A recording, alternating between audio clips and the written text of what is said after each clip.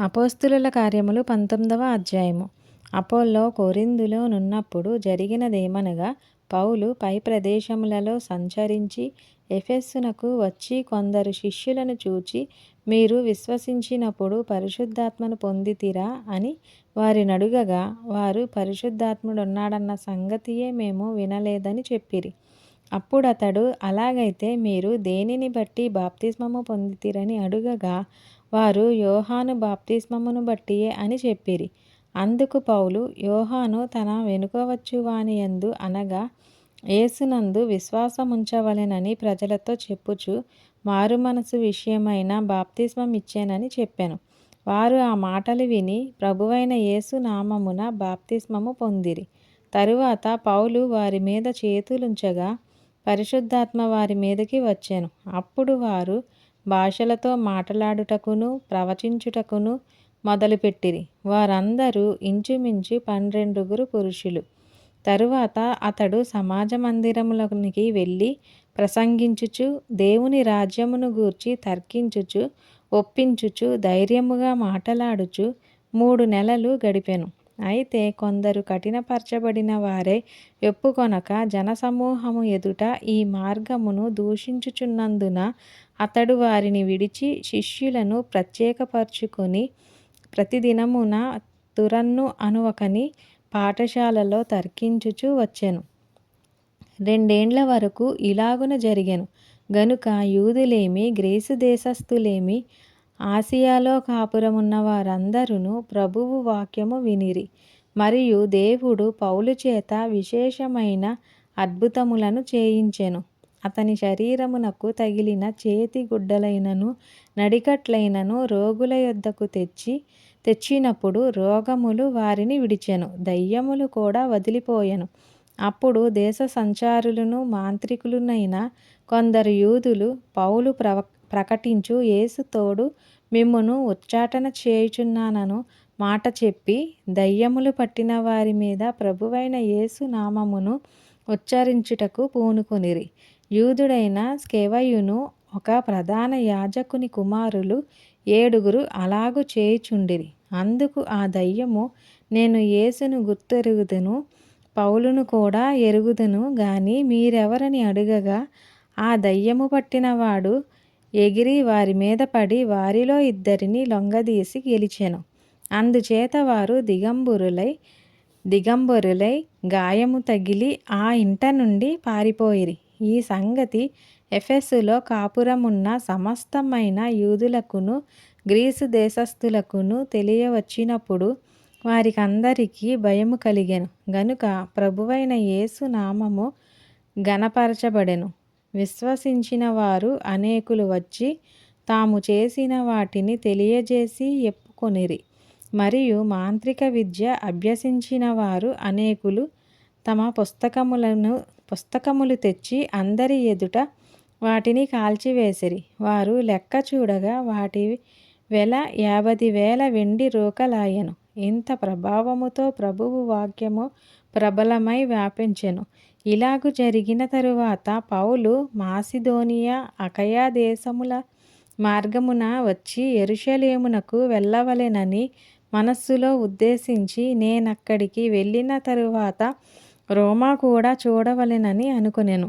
అప్పుడు తనకు పరిచర్య చేయువారిలో తిమోతి, ఎరస్తు అను వారిద్దరిని మాసిదోనియకు పంపి తాను ఆసియాలో కొంతకాలము నిలిచియుండెను. ఆ కాలమందు క్రీస్తు మార్గమును గూర్చి చాలా అల్లరి కలిగెను. ఎలాగనగా దెమేత్రి అను ఒక కంసాలి అర్తెమిదేవికి వెండి గుళ్ళను చేయించుట వలన ఆ పనివారికి మిగుల లాభము కలుగజేయుచుండెను. అతడు వారిని అట్టి పనిచేయు ఇతరులను గుంపు కూర్చి, అయ్యలారా, ఈ పని వలన మనకు జీవనము బహు బాగుగా జరుగుచున్నదని మీకు తెలియను. అయితే చేతులతో చేయబడినవి దేవతలు కావని ఈ పౌలు చెప్పి ఎఫెసులో మాత్రము కాదు, దాదాపు ఆసియా యందంతటా బహుజనమును ఒప్పించి త్రిప్పియున్న సంగతి మీరు చూచియూ వినియునున్నారు. మరియు ఈ మన వృత్తియందు లక్ష్యము తప్పిపోవుటయే గాక మహాదేవి అయిన అర్తెమిదేవి యొక్క గుడి కూడా తృణీకరింపబడి ఆసియా యందంతటను భూలోకమందును పూజింపబడుచున్న ఈమె యొక్క గొప్పతనము తొలగిపోవునని భయము తోచుచున్నదని వారితో చెప్పెను. వారు విని రౌద్రముతో నిండిన వారై ఎఫెసీయుల అర్తెమిదేవి మహాదేవి అని కేకలు వేసిరి. పట్టణము బహు గలిబిలిగా ఉండెను. మరియు వారు పౌలుతో ప్రయాణమై వచ్చిన మాసిదోనియా వారైన గయియును అరిస్తర్కును పట్టుకొని దొమ్మిగా నాటకశాలలో చొరబడిరి. పౌలు జనుల సభ యొద్దకు వెళ్ళదలచెను గాని శిష్యులు వెళ్ళనీయలేదు. మరియు ఆసియా దేశాధికారులలో కొందరు అతనికి స్నేహితులై ఉండి అతని యొద్దకు వర్తమానము పంపి నీవు నాటకశాలలోనికి వెళ్ళవద్దని అతని వేడుకొనిరి. ఆ సభ గలిబిలిగా ఉండెను గనుక కొందరలాగున కేకలు వేసిరి. తామెందు నిమిత్తము కూడుకొనిరో చాలామందికి తెలియలేదు. అప్పుడు యూదులు అలెగ్జంద్రును ముందుకు త్రోయగా కొందరు సమూహములో నుండి అతనిని ఎదుటికి తెచ్చిరి. అలెగ్జంద్రు సైగ చేసి జనులతో సమాధానము చెప్పుకొనవలెనని ఉండెను. అయితే అతడు యూదుడని వారు తెలుసుకొనినప్పుడు అందరును ఏకశబ్దముతో 2 గంటల సేపు ఎఫెసీయుల అర్తెమిదేవి మహాదేవి అని కేకలు వేసిరి.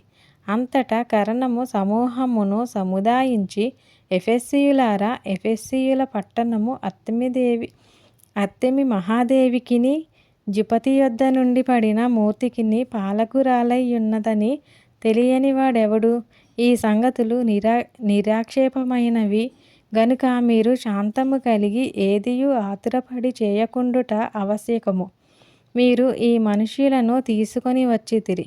వీరు గుడి దోచినవారు కారు, మన దేవతను దూషింపనూ లేదు. దేమేత్రికిని అతనితో కూడానున్న కమసాలులకును ఎవని మీదనైనను వ్యవహారమేదైనా ఉన్న ఎడల న్యాయసభలు జరుగుచున్నవి. అధిపతులు ఉన్నారు గనుక వారు ఒకరితో ఒకరు వ్యాజ్యమాడవచ్చును. అయితే మీరు ఇతర సంగతులను గూర్చి ఏమైనను విచారణ చేయవలనని ఉంటే అది క్రమమైన సభలో పరిష్కారమగును. మనము ఈ గలిబిలిని గూర్చి చెప్పదగిన కారణమేమియూ లేనందున నేడు జరిగిన అల్లరిని గూర్చి మనలను విచారణలోనికి తెత్తురేమో అని భయమవుచున్నది. ఇట్లు గుంపు కూడినందుకు తగిన కారణము చెప్పుజాలమని వారితో అనెను. అతడిలాగు చెప్పి సభను ముగించెను. దేవుడు ఈ పరిశుద్ధ వాక్యమును దీవించి ఆశీర్వదించునుగాక. ఆమేన్. ప్రైజ్ లార్డ్ అందరికీ. ఈరోజు వాక్యం విన్నారు కదా, అలాగే ఇంకొంతమంది కూడా వినిపించండి. మన యూట్యూబ్ ఛానల్ని లైక్ చేయండి, షేర్ చేయండి, సబ్స్క్రైబ్ చేయండి. Thank you.